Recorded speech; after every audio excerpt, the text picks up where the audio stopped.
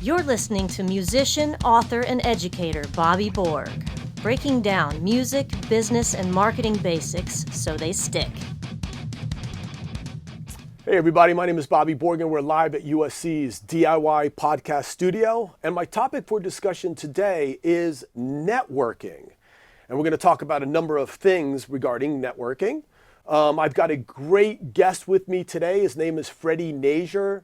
And Freddy is a USC adjunct professor. He is the owner of Atomic Tango, which is a marketing company, and also a former major label executive. So, Freddy, how are you doing? Thank you very much for coming out today. Thanks for having me.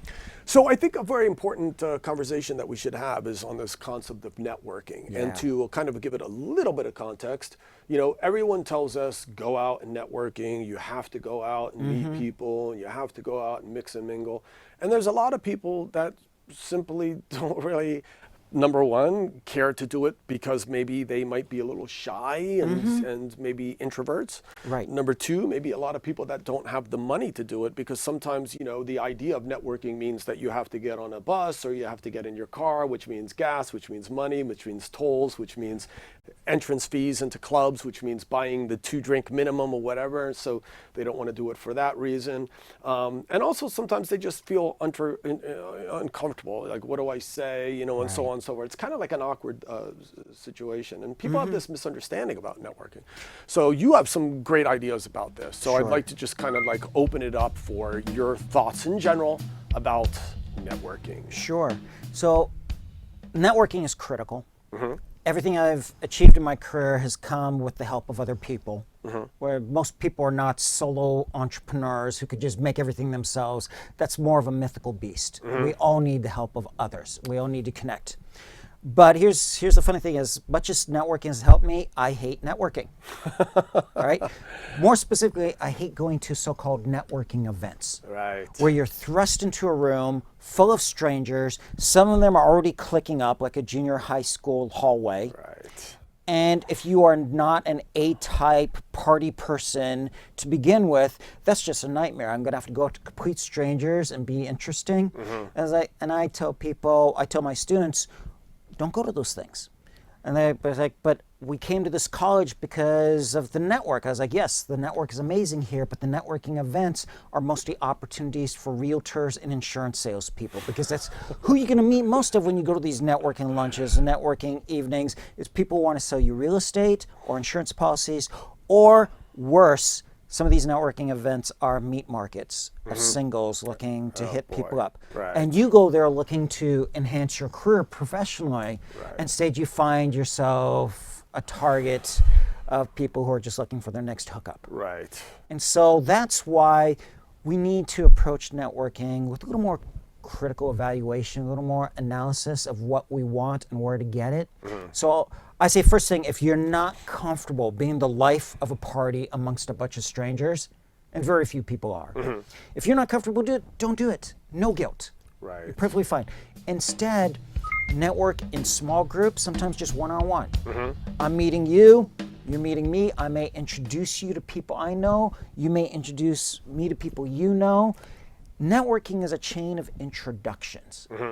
And so we meet somebody that we're comfortable with, we share our interests with them, we listen to their interests, and we start saying, oh, you know what, you should really meet this person. You would like to meet this person. And then they may join you at the next coffee break. So you're not being set up on some weird blind date with somebody you don't even recognize. Right. It's like next time Bobby and I hang out, we invite somebody along and I introduce them.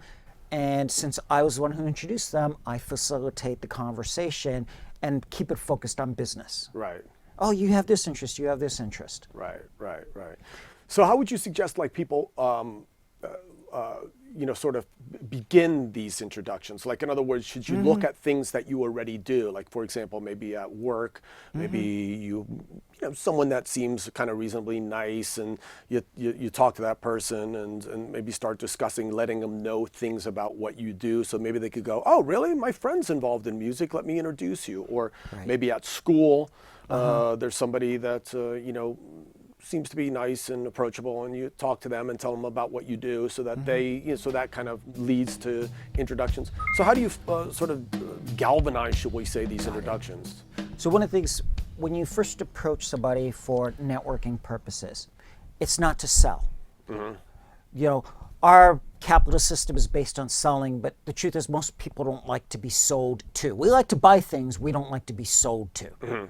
So if you approach any kind of relationship and immediately start pitching, the defense shields come up. Right. What does this person want from me? Right. Actually, the approach you want to do with networking is, I just want to get to know as many people as I can. Right? So the secret to networking is listening. Because one thing that people like to do is, as you can tell, I love to talk. Right. So people like to be listened to. Children like to be listened to. Everyone likes to be listened to. So if you want to be a great networker, become a great listener. Sincerely have interest in what the other person is saying. Don't feel the need to start pitching and selling there. Now, if they're a good person, and you can tell the bad people from the good people by how much they're willing to listen to you in exchange, they'll say, so Bobby, what do you do? Right. What's your interest? And then they will take turns. If they're a bad person, they're going to spend the hour talking about themselves, and okay, you wasted an hour, but you move on to the next person. Right. So again, the key to networking is not to go in there with a sales mission in mind. The key to networking is building relationships, because that person that you met, they may not come back to you for 2-3 years. If you're a musician, they may call you in 3 years and say, "Hey, Freddie, you still playing music?" Right. "Yeah, I've got a friend, he's launching a new record label, and he told me to help him find some new artists." Right. And that's what's happened to me. People come back to me. I have former students come back to me 5, 6, 7 years later and say their boss needs a marketing consultant. Right, exactly. Right. I never pitched that student. I never went to the student and said, "Hey, you need to find me clients." I listened to them, I built a relationship with them, and it grew from there. Right, excellent. When we talk about networking, we might automatically, as you said, think about the more typical places to network, like let's just say, for example, a convention. Right. So you mentioned some alternative ways to go about networking, which are absolutely fabulous, but then of course we still have those big conventions and things like that are, typically can be advantageous. Let's just say, for example, the NAMM show, for example, right, which is a big sort of music equipment, event that happens in Anaheim, and it also happens in alternate states, I think in the summertime as well. But in any case, the NAMM show is there's tons of people sprawled all over the place, and and my students go there, and I provide like little helpful tips for them about what to do when they get there. And one of the things that bothers me, is, I gotta be honest with you, like when I'm speaking on a panel, let's just say, and someone walks up to me and goes, "Bobby Borg, so what do you do?" And I'm like, go to my website, bobbyborg.com, read about it, and then come back with some questions. It annoys me, and it annoys many others as well. So would you recommend, like, what are some techniques that people can use? Like, for example, maybe like do some research on the people that you're going to go see on this panel. And can you talk a little bit about that? Some of the preparation maybe for networking? Yeah, there's an old expression, know before you go. Oh, I love it. Right? So try to find other people going to this event. And then it doesn't have to be the VIP, the panel speakers. It could be anybody. Get to know them first. The beauty of social media, and I'm a social media critic, I don't absolutely love it, but it has its values, is that you can learn about people before you go to an event. A lot of people are on LinkedIn, Twitter. Get to know, you might even want to connect on social media before you meet them in person. Sure. That way when you show up and you meet Bobby, "Hey Bobby, I was checking out your website. I love the books that you put out." Oh man, yeah. What's the next book you're gonna do? Right. And you notice what I just said, I wasn't selling myself. I knew Bobby ahead of time. I did my research on Bobby, and now I'm listening to what he wants, which is to sell his book, to promote his book. That brings down his defense shield. Totally. Right? As opposed to the guy squinting your name badge, and then you're stuck on the spot having to sell yourself. Yeah. Do your research before you go. Find out who you want to listen to. Yeah. Want to speak to. There's another tip when you go to events. The best networking is by the coffee or drink bar. Right? You don't beg people in their booths. All right. Right. You go there, you get a business card, and maybe you connect with them later on social media. Say, hey, I came to your booth. You're really busy. Congratulations. Right. I'll follow up with you on LinkedIn. We'll chat then. Sure. But where people want to talk is when they're stopped over by the coffee bar. And here's a secret, dirty secret. The best time to go to that bar is with the keynote speaker.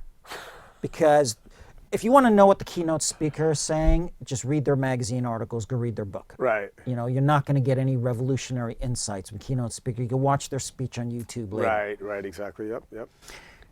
I've picked up clients by going over to the coffee bar because they're like so bored. They came there for business, and then we just sit around talking. And I was like, so I see you skipped out the speaker. Yeah, I've seen his stuff before. I was like, well, what do you think about? And then you talk. What do you think about? Well, what do you think about this event? Well, I like this. I like this.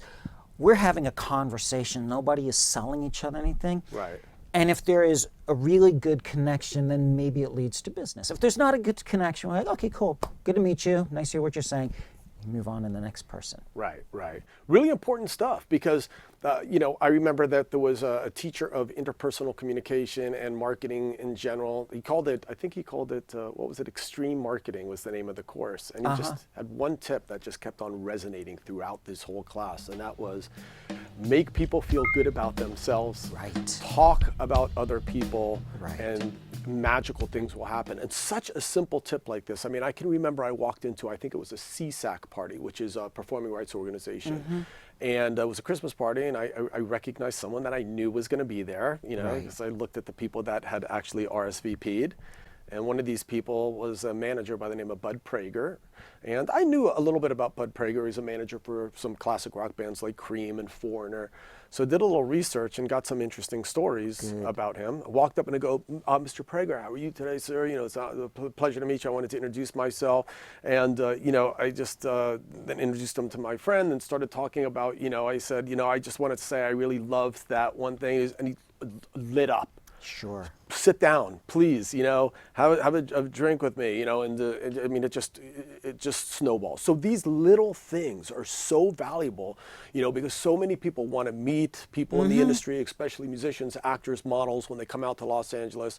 And sometimes these little valuable tips like this are what make the difference between succeeding and not succeeding. Absolutely. I mean, I've often heard. So a friend of mine told me she's an executive consultant, helps consult executives grow their careers, and she tells them networking is giving.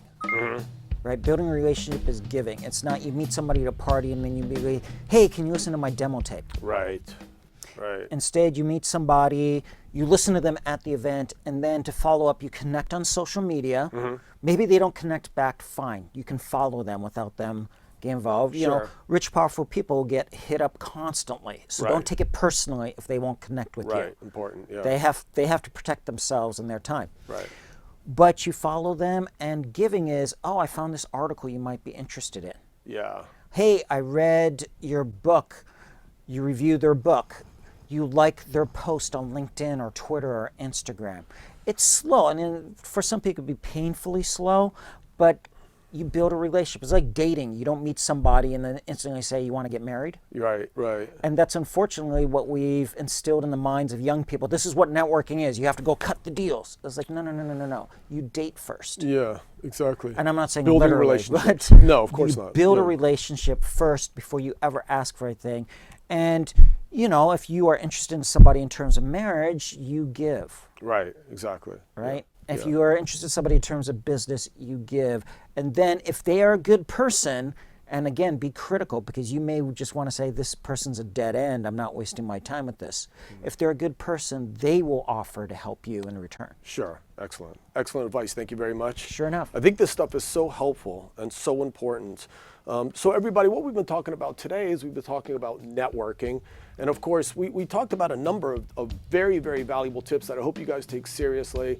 And again, I like to talk about things like this because oftentimes people talk about the sexy and exciting things like getting more fans and algorithms and things like that. But something as small as this, relationships, networking can be valuable and can mean the difference between success and failure, really. So in any case, I hope you enjoyed this clip. My name is Bobby Borg. We're trying to break down music, business, and marketing basics so that they stick. Make sure to check out the next clip. Peace. Thank you. Do a high five. Awesome.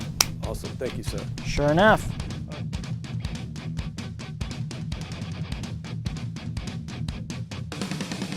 Hey everybody, if you like the videos that you just watched, please be sure to check out my books, Business Basics for Musicians and Music Marketing for the DIY Musician, available at Amazon.com, BobbyBorg.com, or any fine bookseller. Thanks again for watching, and peace.